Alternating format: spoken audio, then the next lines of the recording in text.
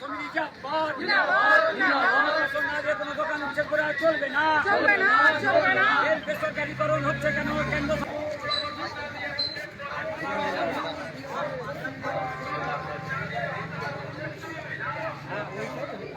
কেউ জানে না বাকি বুঝে না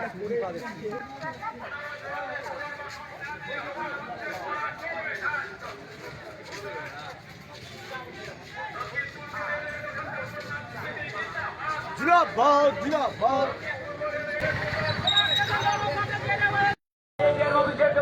দলে দলে